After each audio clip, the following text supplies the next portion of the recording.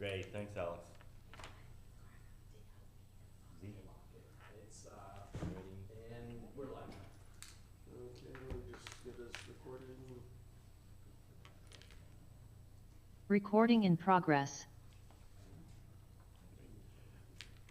Welcome to the workshop meeting for the Township of Chatham this Tuesday, May 6th, 2025. Can I get a roll call, Mr. LeConte? Well, first, adequate notice of this meeting. The Township Committee was given as required by the Open Public Meetings Act as follows. Notice was given to the Chatham Courier and Morris County Daily Record on January 8th, 2025. Notice was posted on the bulletin board of the Main Hallway Municipal Building on January 8th, 2025, and notice was filed with the Township Clerk on January 8th, 2025. Thank you, Mr. LeConte. And now, kindly, a roll call. Mr. Alperowitz? Here. Mrs. Ewald will be with us shortly after we send her the Zoom invite. She's here. Okay, there she is. Okay, Mr. McHugh? Here. Deputy Mayor Rowland? Here. And Mayor Choi. Here. We have the full committee. Thank you, Mr. LeConte. I now ask anyone for the Pledge of Allegiance. I pledge allegiance To the flag of the United States of America and to the republic for which it stands, one nation, under God, indivisible, with liberty and justice for all.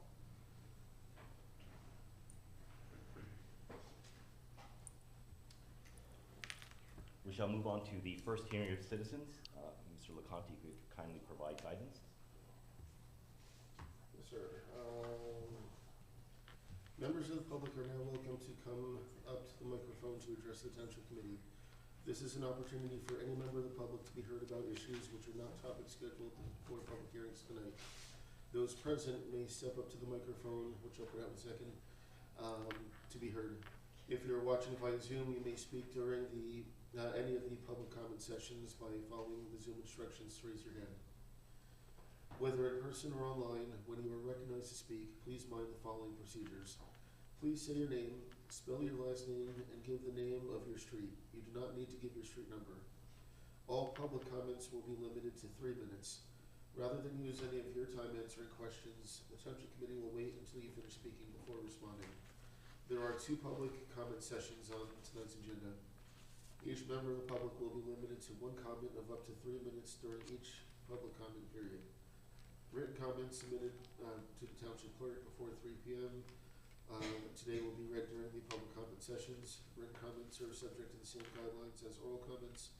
Duplicative written comments may be summarized rather than read in full, according to guidelines issued by the New Jersey Division of Local Government Services, and we did not receive anything written.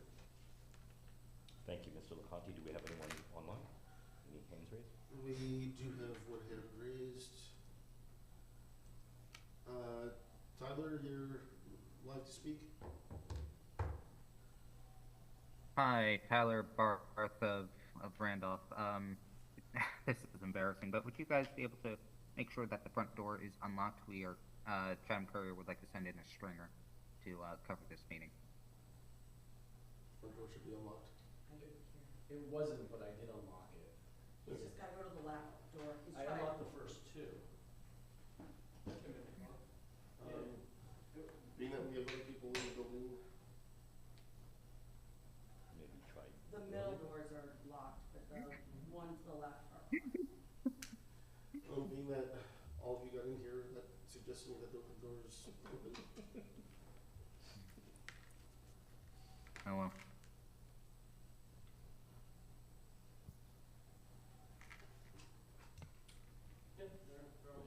No further comments, Clerk. I hope you guys are all doing well. Right. You too, Tyler. Thank you, Tyler. No other individuals online? Wonderful. At this time, I now invite anyone in the audience to approach the mic should they desire to do so.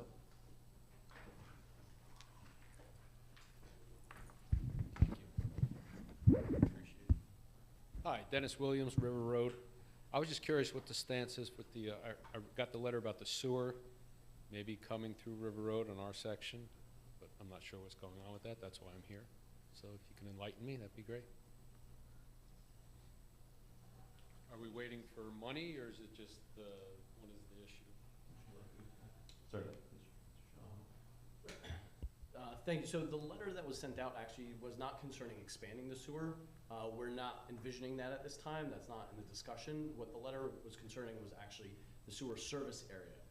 And that's actually, our engineer is here tonight to talk to the governing body on the results of the meeting that we had, was it about 2 weeks ago?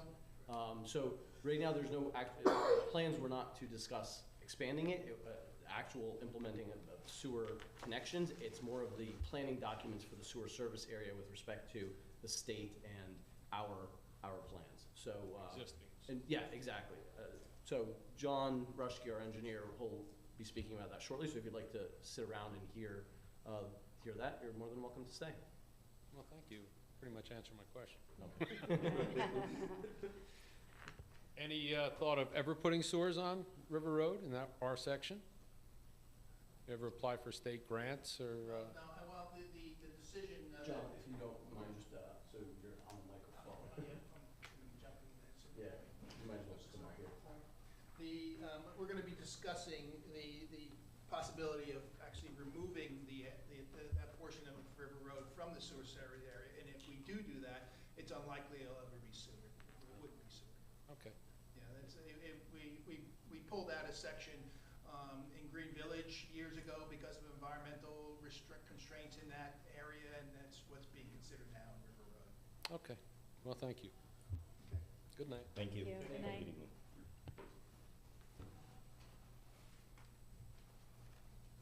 Anyone else from the audience? I shall now close the first hearing of citizens. On to reports. Mr. Shahadi. We have Mr. Rushke for us. Yes. But I leave it to you on order of reports. No, thank you, Mayor. Actually, that's perfect. Mr. Rushke is here, so we can also get him out as well. We did receive his report. If there's any questions on that, we can address those. But we also have 2 items for discussion and action. One of them is a proposal for Mr. Rushke and his firm to prepare the I-Bank documents for the water pollution control plant with respect to the upgrades we've discussed in the past. And the other item is for John to report back on the stakeholder meeting, or rather forum, that we held about 2 weeks ago for residents that would be impacted by any potential changes to the River Road sewer service area. So first, is there any questions or comments on his report? Okay, thank you. Just a quick one, Mr. Rushke, with regard to the Fensky property on Southern Boulevard. Yep. I understand that there was an understanding, perhaps a misunderstanding, that there was prior work for that particular plot of land, but in fact, there was no prior work. So we sort of commissioned you to take the first step. Correct. There was work that was done back in the 1990s, maybe even earlier, from Helen Fensky. She looked at it, but her plan was frankly unrealistic, applying today's environmental regulations, and so those past development plans that were thought of being something done that was even in the 80s, it's just not practical now. So looking at the GIS database, the DEP identifies almost a majority of the property to be wetlands.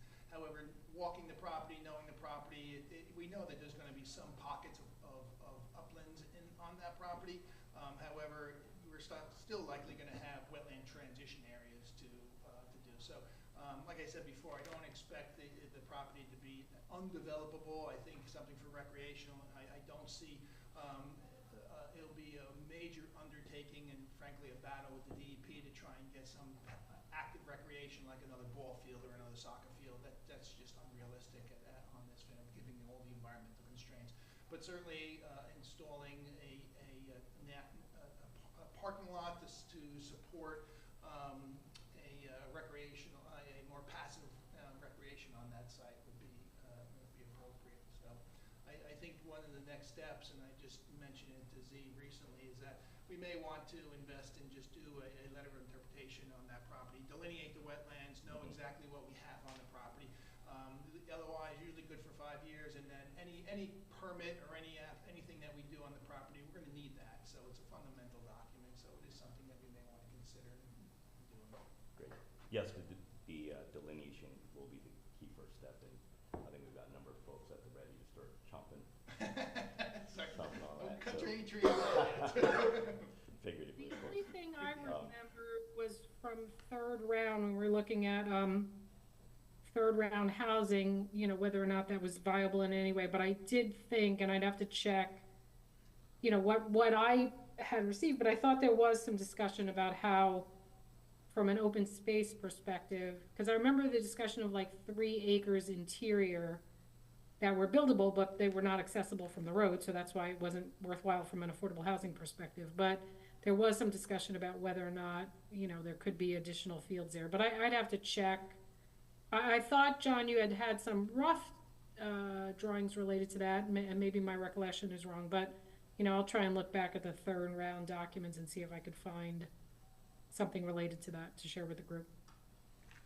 You know, the property, we know that it's just severely, you know, restrictive with environmental. It also, not only the wetlands, but it has a stream running through it, and that stream is tributary to the Black Brook, and that's category one stream, and so we actually have a 300-foot buffer on each side, so basically a 600 corridor going through the property that regulates from the New Jersey's flood hazard regulations. So it's not only the wetlands regulations, but New Jersey's flood hazard regulations are restricting the property. And they typically, when you have a 300-foot riparian zone, the inner 150, they're highly restrictive on that development of that property. So that, and now we have a 300-foot corridor going through the property, and so it just encompasses so much of that property. Not that it's you know, impossible to install, but it's going to be a challenge. We have a lemonade stand.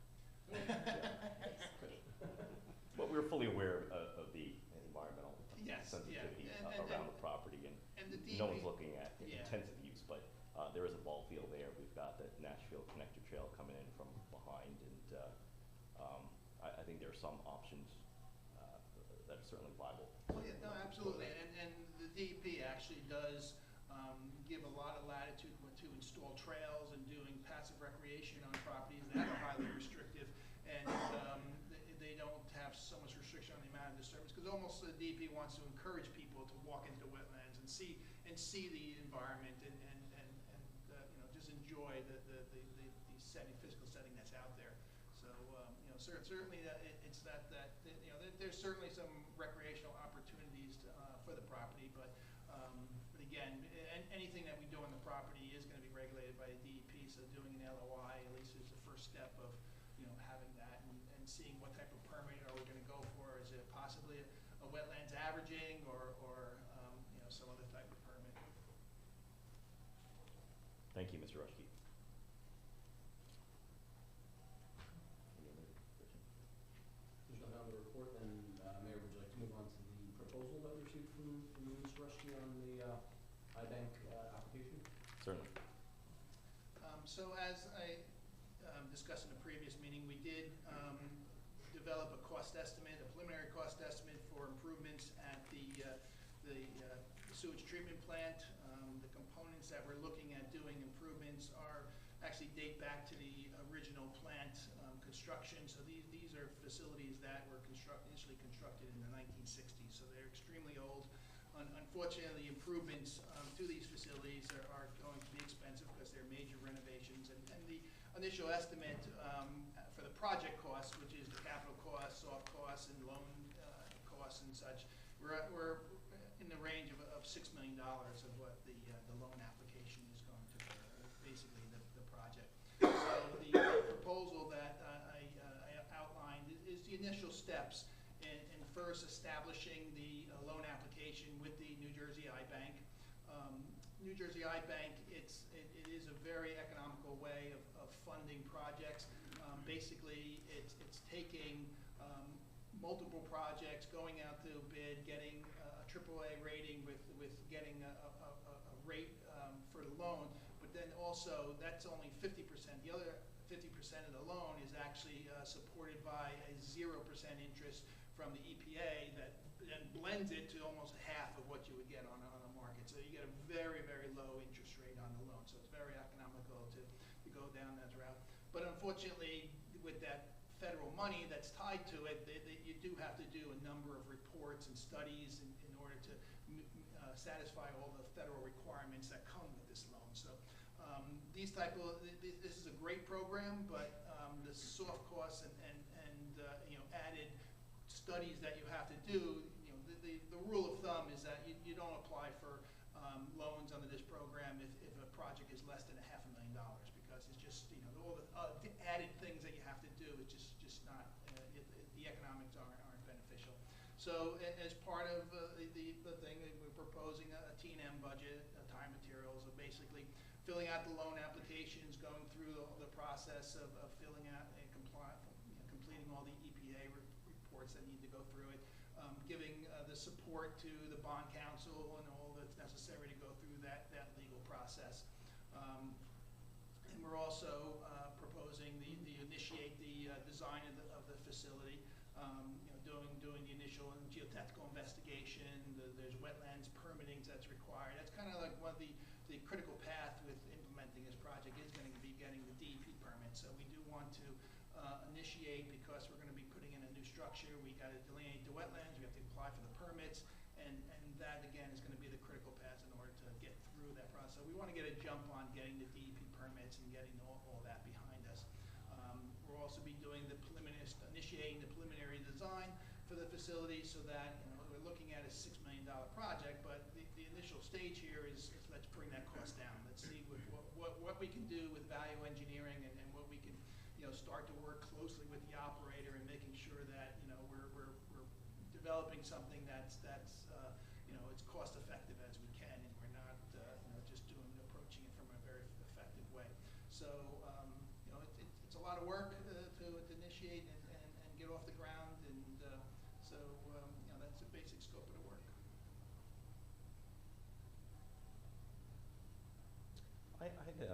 Could you elaborate on the SED, the socially and environmentally disadvantaged business plan, in reference to H2 loans? Yes, and that basically is a plan that the contractor that's ultimately retained by that we ultimately award a contract to, he has to satisfy those SED requirements that are federally mandated. And so there's federal requirements that we have to follow, and it's quite a boring report to read, but basically we're just pulling all those regs together, and we identify a plan that the contractor has to follow. Understood. So these are qualifications for the vendor? Correct. Okay. Correct. Now for us, but not for the township to follow, but for the contractor that would be procured, because ultimately it's the federal funding that's being applied. Thank you. Is there a risk with all the dynamics that are happening at the federal level that something would change with the program, and that funds may or may not be available, or that the interest rate would change, or something would change with the program that would impact us in a different way? That's a wild card. Always, right? That's a wild card.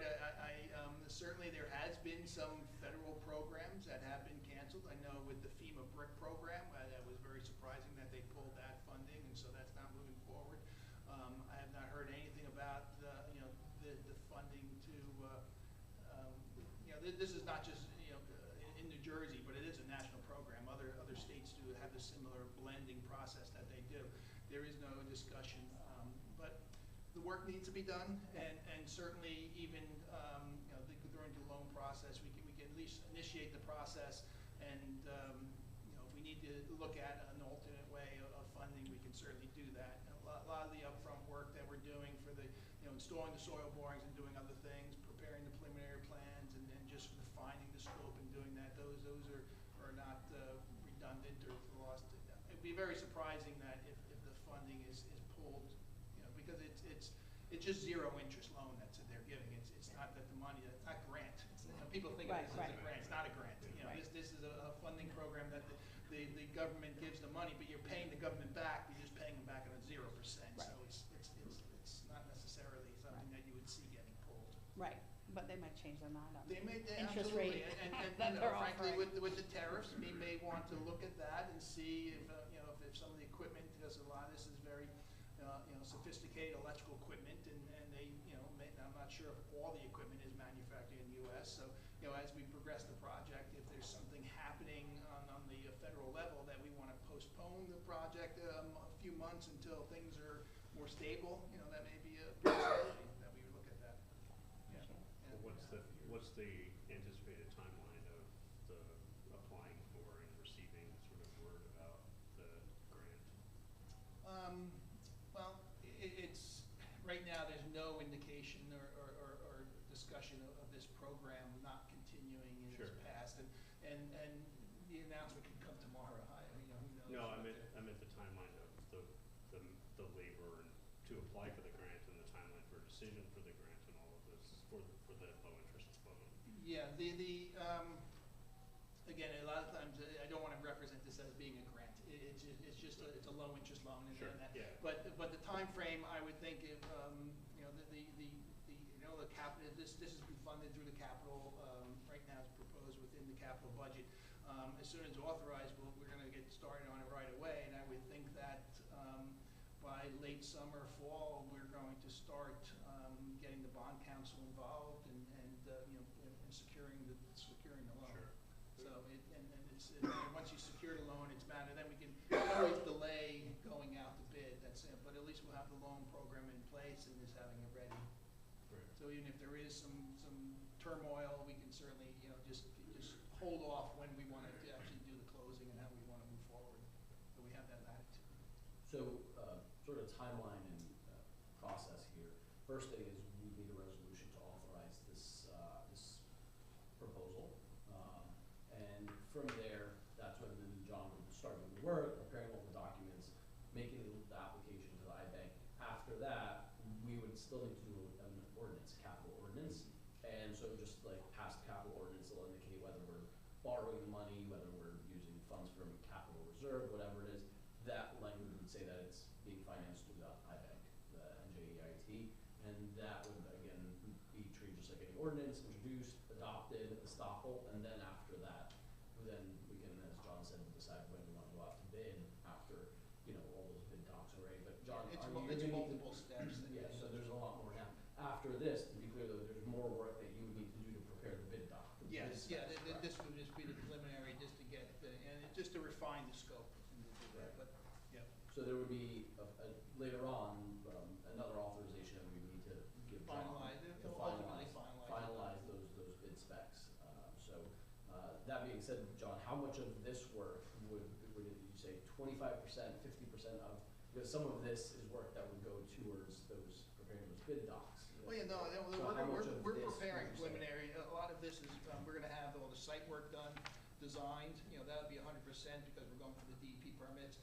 It's more, and then the structure itself, we're gonna have substantially, the work that I just didn't include in this is the final electrical and mechanical and things, components that, I don't need for DEP permits. I really just, and those are the type of things that I want to work out with the operator and see where we can save some costs and do some value on that. So, you know, from a percentage wise, again, it's time, materials, I hope we advance it fairly substantial. So does it make sense to maybe go back and you and I haven't had a chance to have a one-on-one meeting Yeah. because of the timing of this schedule, but does it make sense to then maybe have a proposal for all of that and break it down, whereas the preliminary design and the permitting is part of it, but you're doing the full proposal from A to Z, essentially getting us from now to bidding? Does that make sense? We can do that, but. That way this we have an initial- idea of also what those additional Yeah. costs are gonna be. And that's what this phase also does, is refines those final costs, what they come with, and it, you know, the funding for the final design, inspection and such, that can all come out of the loan too. So if you wouldn't have to fund that locally, that would just be all part of the loan, so, you know, how do you wanna approach it? Okay. You know, you know, initially we discussed this as frankly as seed money in order to initiate the application, initiate the planning documents, go through the DEP permits. And then once we have the loan established, that's the next funding that you wouldn't have to do, local funding to handle engineering, it would come out of the loan document. And is this, I keep forgetting the mic, the proposed fee here of 250,000, is that a not to exceed, or it could potentially go above there? Because then there's a later statement about it being based on actual hours, so. Yeah, it's in time and materials because it's, you know, we work as efficiently as we can to minimize the cost. You know, it's for the work that I'm proposing in here, it certainly is well within the budget to do that. Well, just for Tiana and for Debbie, in terms of certifying the funds, right? Yeah. We need. Oh, yeah, we're not gonna we need- exceed. So that's what I mean, We're so not it gonna would be exceed. not to exceed Not 250. No, absolutely. So not to we could exceed. certify up to that amount. Oh, absolutely. We're not- Yeah, Okay, yeah, yeah. that's what I just wanted to make sure. Okay. Does that make sense? Okay. John, I have a quick question, if you don't mind. It's Marty. The rough number, and I realize it's rough, and I knew that there's a lot of value engineering to come, et cetera. But that fee, the number you've given us, are you including that in your 6 million, or is that in addition to? It's included. Thank you. Yeah, this is all included. Mr. Rushkey, if I heard you correctly, so the 250 will cover not all of the projected soft costs in order to make this happen, just Yep. some of it. What's your guesstimation? You've been before the IBank before with applications of this ilk. What do you anticipate to be the full number for soft costs? For the full design, it's for a $6 million project. The design fee maybe it's upwards of 5%. Usually it could be 4 in that same. So this could be in the range of another 150, another 200 to go to final design. Just looking at the scope of the overall project. Okay, and so this money's gets you to the point where we are with bond council, and we're at a point where we can bond for the project itself, and then the balance of Yeah, the and soft this is preparing preliminary drawings that I can also load into the IBank so that you can continue that whole process. It just doesn't get us to construction ready where we want to have more detail involved in the drawings, because what's key with frankly, you can always do something cheaper, but if you do it cheaper, there's always a potential of change orders or problems in the field, and so you just want to have that balance of doing enough engineering where the contractor fully understands the projects, they can bid the project accurately. The more accurate a contractor can bid the project, the more he'll sharpen his pencil. If he has to take on more risk because there's not enough details, that just umps the cost. So, but you don't want to over-engineer something that you just need to explain every nut, every bolt, Right. Yeah, no. and you have to have that balance. Okay, but your experience is 5% of total cost. 5% will represent soft costs. for soft costs. Well, for the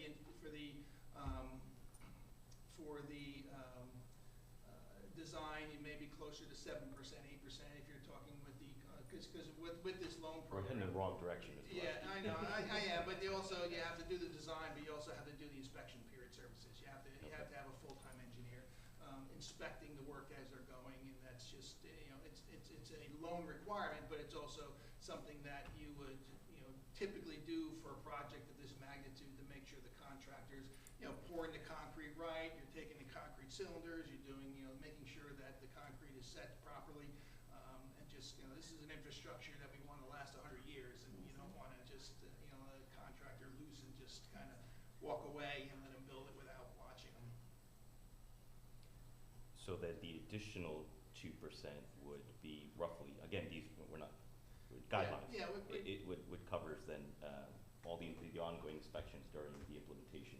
absolutely. And, It's there'll be a still subsequent the same. proposal that outline the next step. It's Fair enough. one of the things is to refine, like I said, it's refining the cost, trying to balance the operator's wish list to what's practical, what we need, and things. So it's kind of looking at it from a value engineering and trying to see where we can shave some costs and bring that cost down. So that's what this effort is, more to refine that scope further, so that through this test, and we know exactly how everything is going to be built, and then it's just about plugging and chugging on electrical and things like that. That's well defined. Anyone else? And I mean, with all due respect to Mr. Rushkey, though, if there are further conversations that you want to have privately, then we can also discuss this in executive session under contract negotiations.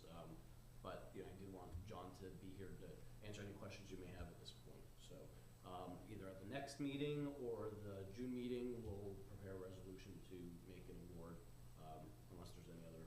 questions or discussions that need to be had. Okay, Thank you, Mr. Rushkey. All right, and then the River last Road? item. Yes. on to River Road.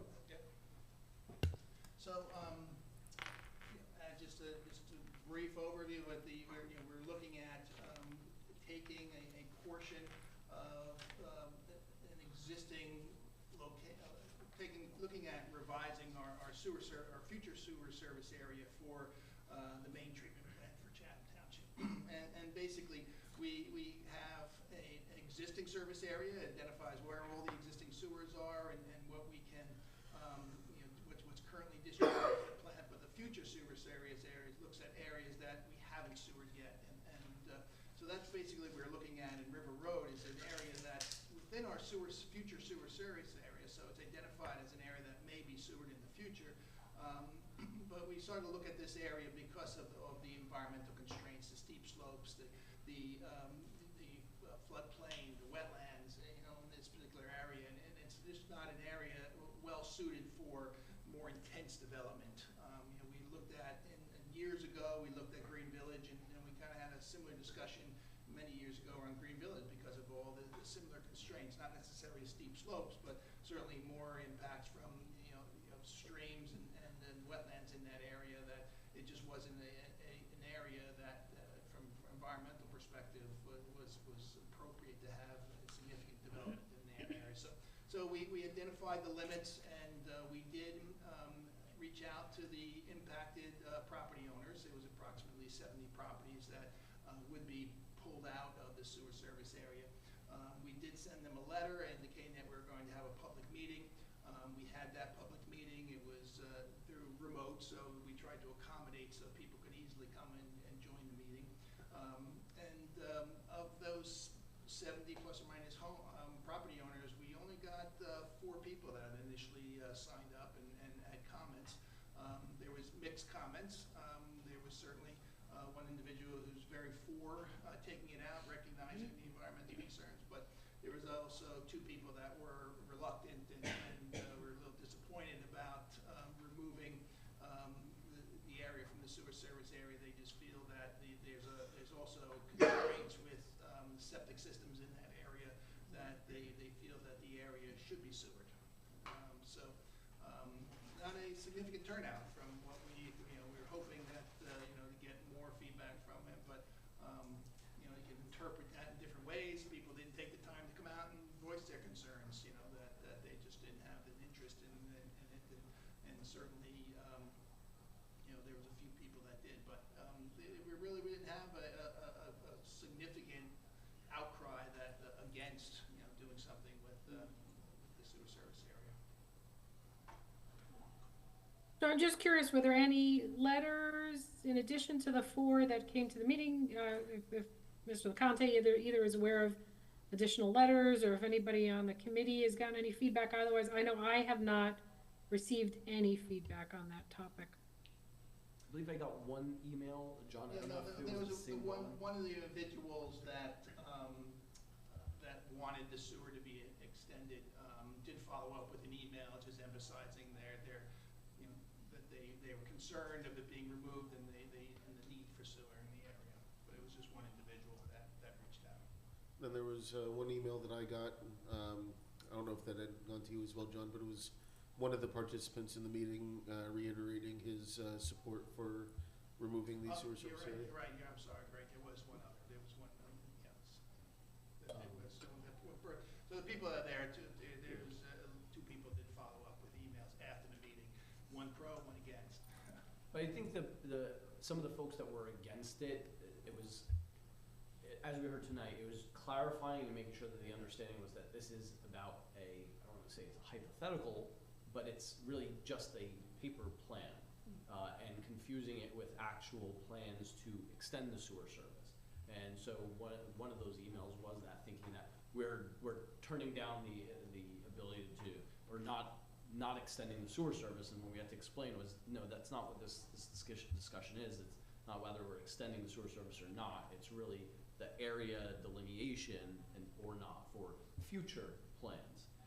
And explaining, because one of the comments was, well, we pay a lot of taxes, and just like everybody else, and we don't have sewer service, And I think the important distinction, the clarification that we tried to make was, that's not being paid for by your taxes. That's a sewer utility, and everybody that is getting sewer service is paying for that sewer service through an additional sewer utility bill. So I think that's an important distinction, and some people don't realize it. The individual that was for removing it was because they had spent a considerable amount of money to just put in septic, and essentially that's like throwing out that money, only then have to, because they would have to pay for that service to be added as well, so it's now yet another fee that they would have to take on.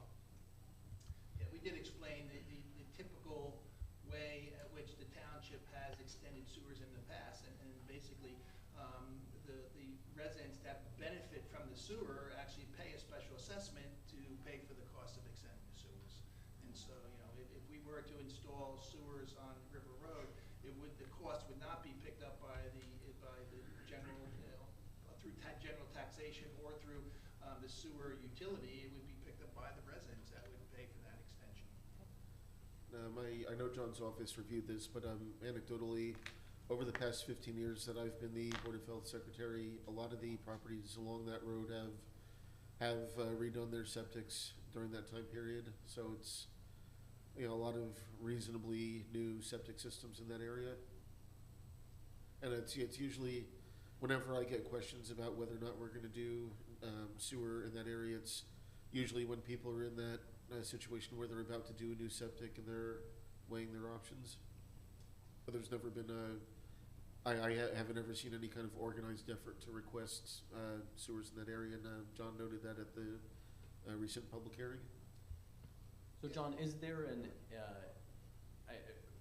this conversation started when we were talking about the state plan. They were doing their concurrent planning, and also as it relates to future development in the community. Is there any sort of timeline right now? What sort of decision, or no decision? What's next for the governing body here? We could do nothing. Nothing that's mandating us to do this, take this action. And if we do want to take the action, there is a whole DEP process you have to go through. I would not expect any hurdles with the DEP, but there's still a whole process that we have to go through and file their petition to have it removed, and actually have further formal public meetings as part of that process. But there's really nothing that's initiating at this point in time. Is it my understanding then, this map that you're sharing with us, that there's existing sewage line there that's being removed? Or is No, there's no just sewer. not, There's no and sewer. it's planning to not include that, Correct. Okay. Correct. Okay. Yep. So everybody in these areas have septic systems installed? Yes, yep, every one of the homes within that area that I highlighted have septic systems. Yeah, I mean, the other reason this became a viable or real discussion is because during third round housing, when there was contemplation of large development on River Road, many residents turned out and expressed concern because of the environmental sensitivity of the watershed into the river that then feeds water supply system and corridors for animal migration. I mean, there were many environmental concerns raised about that area, and people didn't want development. Of course, once you put sewers in, then the development will follow. So that's where this became a more realistic discussion based on those residents who turn out in force. So I kind of look at now that everybody's been notified, they came in and had one message, and granted it was in the realm of having dense development, and then when we do reach out and we say, okay, well, now we're going to pull back, and the lack of a real response. And again, John, I didn't quite catch this part. Was this letters that went to every household that was in this area? I'm sorry. Was this the mailing letters that went to every household? I'm sorry. How are they noticed? Oh, they're just regular mail. They just went. Yeah. We didn't send it certified. Just regular mail. Yeah, we So did send everyone letters to that whole received a letter. stretch of river. Okay. Not certified, which is fine, but given the amount of time, sometimes our mail system is not so great in Chatham, but given the amount of time, we would have heard, I'm sure, from the residents. Okay. There has been prior discussions on Committeeman Alperowitz referenced the map. This map, along with ancillary documentation, has been available Yeah, yeah. on the website. I For believe it's review. on the website. The map is not, I don't think the map is on the website, no. But the sewer service area consideration. No, so what went out to the public was just that direct letter to everybody that would be affected by this. So anybody that is on that map, we have the. Has been block. noticed. We gave them that notice, Okay. correct. And the opportunity to come before that Correct. 2-week-old. Yeah, and public forum. the one email that we received, other than the one person, there was one person that emailed that was on the call and just wanted to put it in writing that they were in support of amending and removing.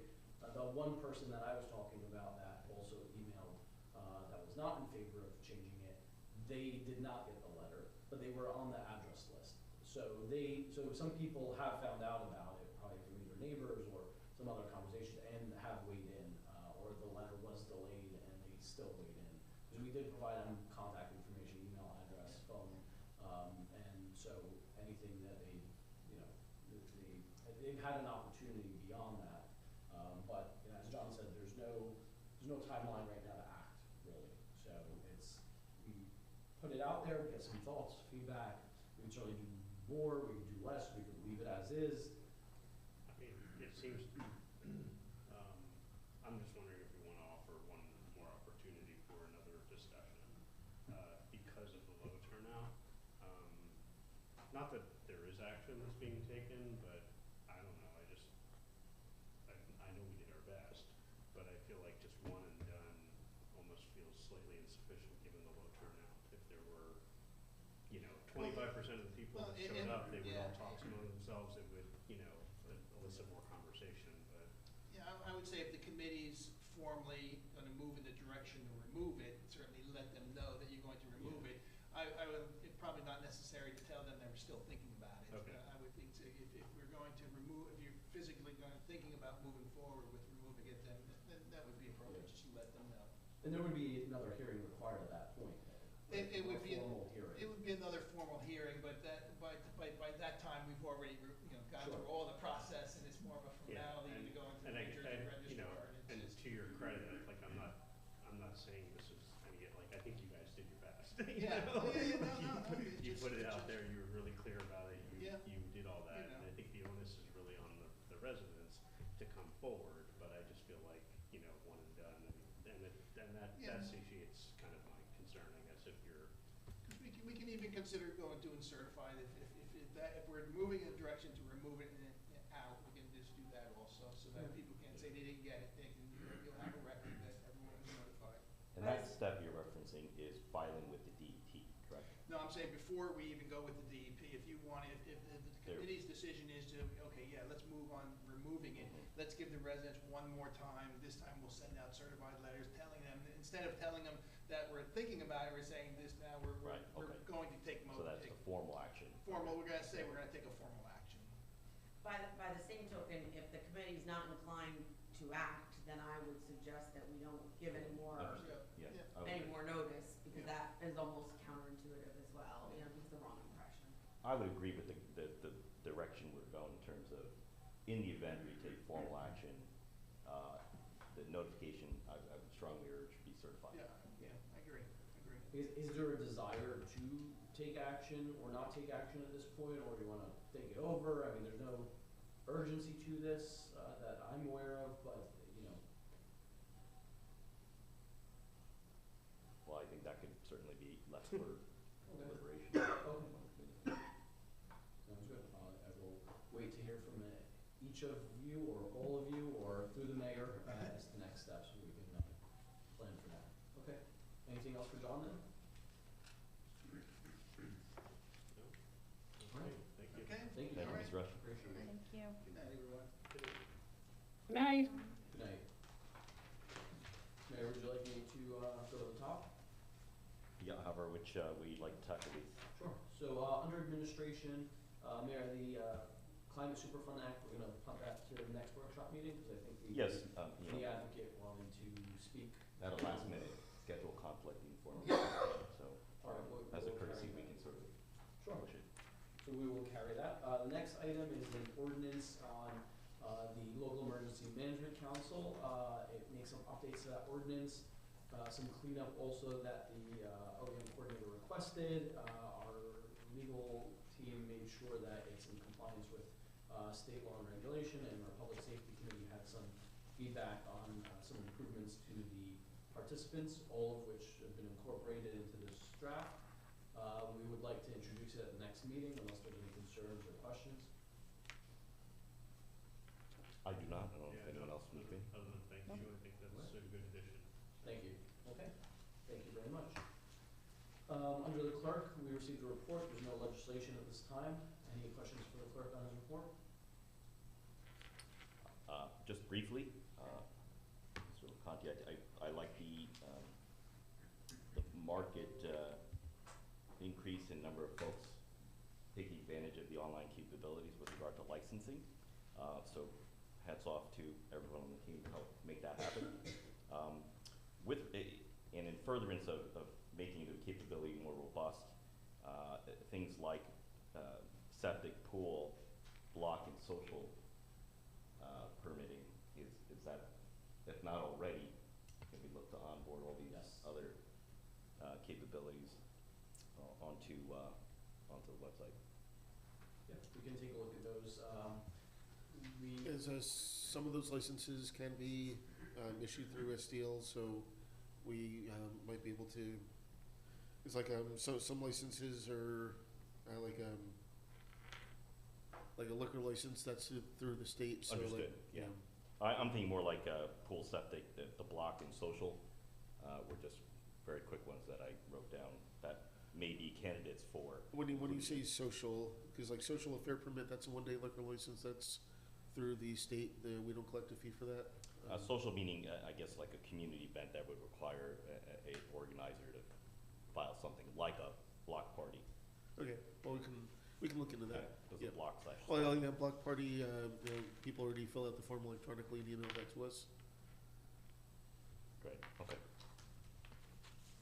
Just to add to that, I also appreciate all the efforts around getting the online licensing in place, because that, I think over time will just help people to, encourage them to register. It was just too onerous before. And but I'm just wondering if there's more ways we could promote it. So, for example, if we're doing the regular, what are the shots? Rabies shots. Which that'll be in November, so we'll definitely be promoting it there. And the Board of Health at the recent meeting, which this will be in my May report, but the Board of Health recently met, and we're planning to have a table at the National Night Out in August, and that's going to be an opportunity for me to both promote licensing of dogs and cats in general and pitch the online registration. And we may be able to use our social media to try to push this out. It's already been directly pushed out to the people that had registered dogs and cats last year. That's, I think, how we wound up having such a higher rate of renewals in April this year, since all those people got their notices to let them know about the online, and that, I think, encouraged, even though most people did the traditional method, the word is getting out, and we started with targeted, and then we can do general advertising now. Okay, great. And I also I reached out to the management at my apartment complex. I sent them the form and I asked them to push this out to the residents there that own dogs, just to get again targeted approach. Great. Along those lines, can we hit up some of the other dense community areas? I mean, we shouldn't select some over others, but if we're doing that, might as well. As the apartment complex over by ShopRite, something I know that they do is when someone's moving in that has a dog, they require the incoming tenant to get a license before they even move in. So they have a mechanism in place there. Interesting. Okay. Thank you. Mr. LeConte, one last thing. No back-end technological snafus or complications. It's running seamlessly on the back end. Yeah, so far everything's been good. I mean, that's why we kind of started small, just so I could understood. Work out any oddities. Great, thank you. Let's open the spigot and unleash the capabilities. Yes. Under construction and building, we also received a report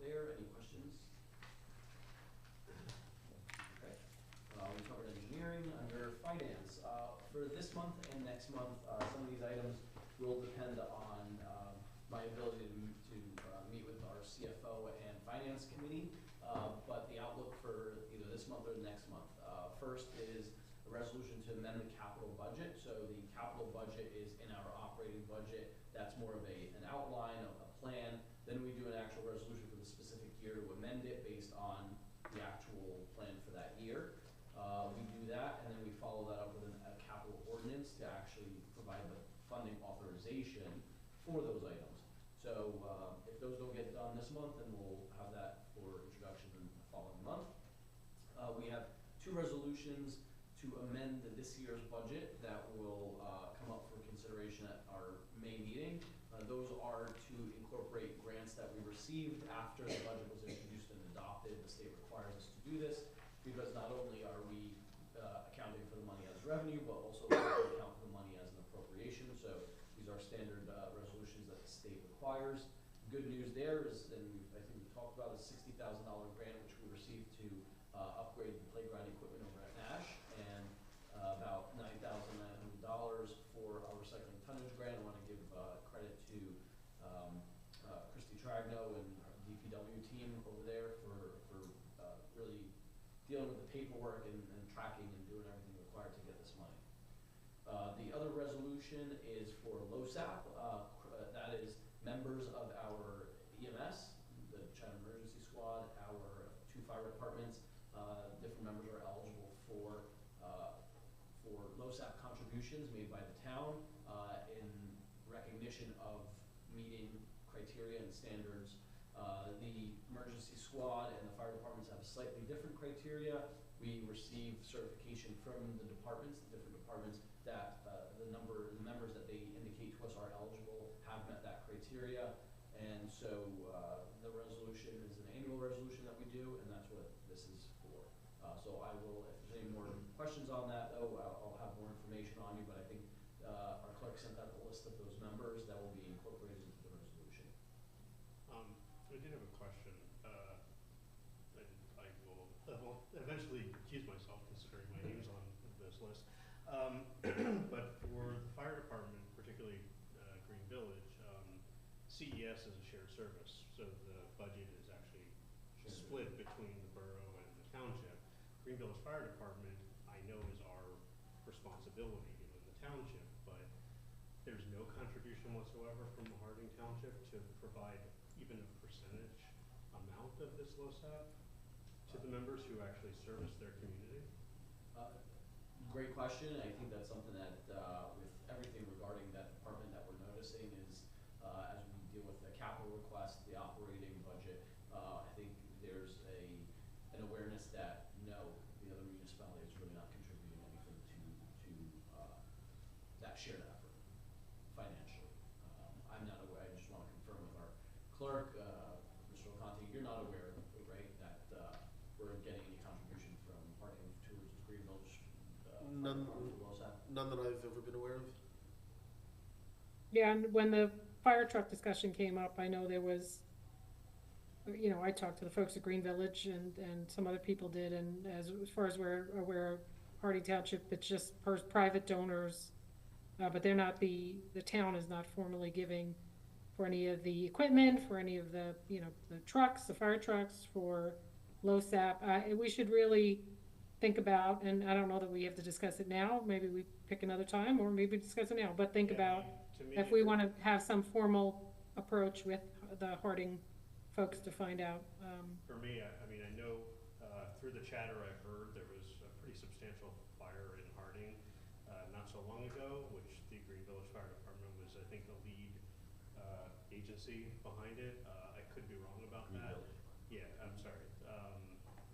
And I think while I can appreciate them not contributing $1 million to our fire truck, it feels to me like this is a small token of appreciation of the service that they offer to their community that they should consider weighing in. And I think that discussion, I'm not sure how that happens, but I do feel like if there's an opportunity, this could be the entryway into easing some of the costs. Tiny bit for the members that devote so much time to their community.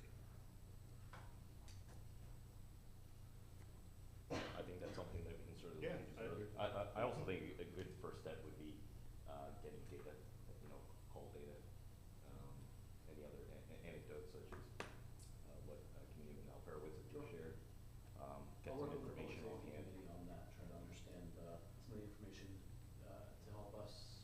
Yeah, appreciate the operating history there, Yeah. and then we can sort of engage and have a more productive conversation. But I would agree, with Committeewoman Ewald's, guidance there. I think, something we should probably look into a little bit more critically. Okay. Thank you. Anything else under finance? Okay. Police, we do have a resolution that we would like you to consider to authorize the interlocal agreement with the county for intersection improvements at Green Village Road and Shumpike Road. This is something that we've discussed a few times at, some workshop meetings, going back to last year as well. The intersection is a county intersection, but there is an agreement, and some policies with the county, the county municipalities on, the cost sharing that goes into this. So we did receive an preliminary estimate, rather an estimate for the work. We know what our share is here. So in order for the county to move ahead with the actual engineering plans and then to move forward with the going out to bid and construction, they would like us to sign an interlocal agreement with them. In order to do so, we would need a resolution, and if there's any questions or concerns about this, please let me know. But I think, from having emailed us out in previous discussions, I think we are at the point that we're ready to pull the trigger on this. Do we know if the county will have to do public hearings again on the exact plan? I mean, it's been such a long time. I'm It's not a- aware if they will, but I could ask and confirm. Yeah, it might be a good idea, because they're switching things up. I mean, I think from a walker access, they're putting more, it's really trying to make that intersection more walkable. But they are kind of changing the Ace Hardware, what's now the exit to allow for both entrance and exit, which is interesting because it looks like there's some road easement into that parking lot. The way they mapped it, they make it seem like it's an extension of Green Village Road. So I thought that was interesting. But yeah, it might be nice for residents to have an opportunity to give input on what the plan is. The last I remember this being presented in any way, shape, or form, I feel like it's been years. Do you recall if the previous public discussions were initiated, or the host was the municipality, or was it the county? Because I think that, and I'll confirm this, but maybe that's why they're looking for our consent to say that either we've done that or we've vetted this, unless there's more that we want to do. I don't know if that intersection's been touched so many times. I feel like the county came and presented to us in our township meeting, and, residents at that point had an opportunity to really understand what the plans were and to ask any questions. So that may have been at the township's request, perhaps, than to do the presentation, not necessarily a county hearing, which, again, we could do that, if we'd like, before we then go ahead with this resolution. I mean, it's certainly more resident friendly. What's the timing on this one? Are we is it just, it's gonna get done whenever we sign off? Correct. And it's gonna get done as currently, designed, correct? Correct. I mean, from my discussions with the police chief and, his conversations with the county, is there's really not much wiggle room here for it's either, this design, I think, was based off of any feedback from the past, and whether they incorporated it or did not, so it's either take it or leave it.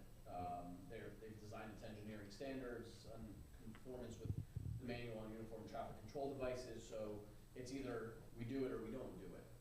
Okay. I don't know that there's much wiggle room. It doesn't seem like there's gonna be much wiggle room in this. Okay, so, would it be introduced next time by an ordinance introduction, or? Just a resolution. It's a resolution to sign an agreement, just to authorize the agreement. And then from there, the county takes over. They handle the engineering, the design, the construction, all of that. So it's just essentially a cost-sharing agreement with them. And do we have this plan posted for residents to see? We haven't done anything with that yet, no. Okay. I guess I would feel a little better if we push it out a little bit, and then, go ahead. And, you know, even if it costs us another month. Yeah, that's fine. We'll put that on the website and put something together and see if there's anybody that has some feedback. We can push it off to the June meeting. Has in fact the window closed for even, the peculiar thing I see is that they're installing a good number of offset stop bars for the left turn at the light, which oftentimes people overrun all the time anyway. And those do not exist today. I assume this has been in part and parcel of effort with like a traffic consultant at the county level, but Yeah. it is a curious feature they're putting in place that doesn't exist before, and it is sort of a flawed, I think sort of a, Well, standards also have changed. I mean, the lighting, the intersection the way it is now is based on standards from whenever that was installed. I mean, eventually, this intersection is going, you know, the signalized features, they're gonna fail at some point, and this is an inevitability. That's just, I think, the way it is. Well, so, for example, we had the infrastructure, the equipment, they're gonna fail. They're old, you know, parts eventually, are either not available or not compatible. You know, this came to our attention because, the loop under under the street, which monitors traffic presence, the sensor for the traffic, was destroyed by the contractors that were working there, not once, but twice. We filed an insurance claim, which is what covered the bulk of the expense, but, one vendor said, no, they're like, this is not compatible. We were able to figure out a way through another vendor to get that repaired, rather than having to replace the whole thing, but it's gonna get to a point where, I mean, it could be a vehicle hits the intersect, you know, hits one of the traffic lights or the cabinet, or there's a failure of one of the components, and at some point, this is gonna happen. And when they do new intersections, they've gotta bring them up to the new standards, and that's everything from markings to pedestrian safety to, you know, you look at things 20, 30 years ago, some intersections that don't have the pedestrian warning system. Even though the striping for crosswalks has changed over the years. The state and the manual uniform traffic control devices have also evolved to indicate what type of intersection markings are allowed and not allowed. So this reflects those newest standards, and so at some point, it's either gonna be this or probably even evolve some more and be some new things that we're not used to. understood. As you know, I'm a big proponent of getting information out to our constituents, so I would agree with Woman Ewald, and if we can get this information out on the website, and corral the opinions and thoughts of the collective group, even if it is at the 10th or 11th hour, we'd certainly like to be able to coalesce that and send it off to the powers that be to chomp on it, review it. Okay. Great, thank you. And police did submit a report. There was an updated report based on the statistics that weren't available on Friday. Are there any questions for police? Okay. Public Works, we have two resolutions that we'll ask you to consider, and those are for the purchase of chemicals. It's lumped together as just one item here, but it is two resolutions. They are under state contract, or I'm sorry, rather a co-op. And we did this last year, but we've realized that with prices going up, quantities needed, that we're exceeding thresholds with which we can just make these purchases without your authorization. Once they hit a certain threshold, even though they're under a co-op, it requires your approval. So we're anticipating that these are going to exceed that, and rather than put the WPC plant at the risk of running low on certain chemicals they need and us rushing, we're trying to do this before it happens. I think we included the two resolutions from last year that it will be pretty much the same exact thing as this year, just changing up the dates. Questions or concerns? Public Works report, questions? Okay. Tax collector also included a report. I will note that because of the timing of our workshop meeting and when I have the reports due so we can get them to you, those numbers weren't fully reconciled. They're preliminary numbers. They will be reconciled, but that report is included. Any questions on the collector's report? Okay, and then finally, tax assessor, he included his report. The one thing I will just highlight there is we are making making our way through those approvals finally for the state, from the state for the tax map updates. I have not gotten final word on that approval, but tremendous progress has been made. We're near the finish line there. I think they use some acronyms that are specific to the tax map world. I think one set was approved and the other set of updates that fall under another acronym are still outstanding, but it will be approved soon. And then from there, we will start to work on marketing and public communication material to inform the public of next steps with regards to the reval that we were ordered to perform by the county. Is there any concern about the timing of the inspections? Because I thought originally a lot of the promotional stuff and the education, resident education, was going to go out, earlier, and the appraisals were supposed to, or the what would you call them? The site visits were going to take within place. schedule, actually. Yeah, I mean, the tax map updates have taken a while, but we are still within the schedule for the reval that we envisioned. I can pull that up just to. Yeah, because I think they planned through June of this year through sometime next year, June of next year, I suppose they would be doing, the visits, and the, determining the appraisals based on those visits.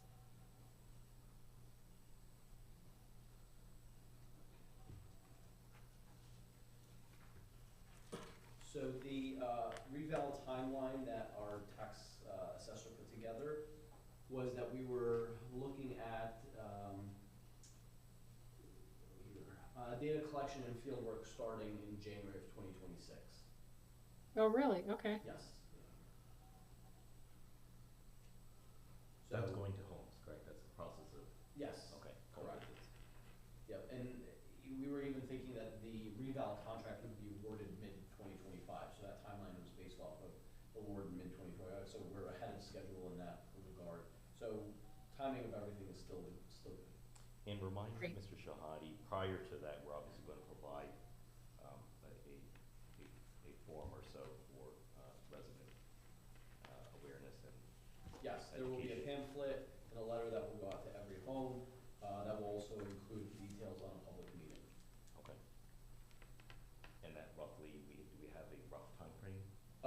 No, we didn't want to do it too soon until, the material is all ready to go, but we didn't want to do it too soon until we got the maps approved and the contract approved by the state, because let's say that took 3-4 months, we send out the letter, let's say we send out the letter in January of this year, we don't get the approval till June, people would forget about it, so we want to keep it close to the time frame of when the inspections would start. So the way it's looking right now is probably we would mail those out September or October. Ideally want to wait until after the summer, because a lot of people will be home. But again, even if we did, though, the inspections wouldn't be starting until later, but it's just to keep it fresh in everybody's mind. And if we're gonna have a forum or a public meeting, we wanna do it when the bulk of the community is in town. Understood. Agreed. Great. Thank you. That's all for the agenda. Thank you, Mr. Shahadi.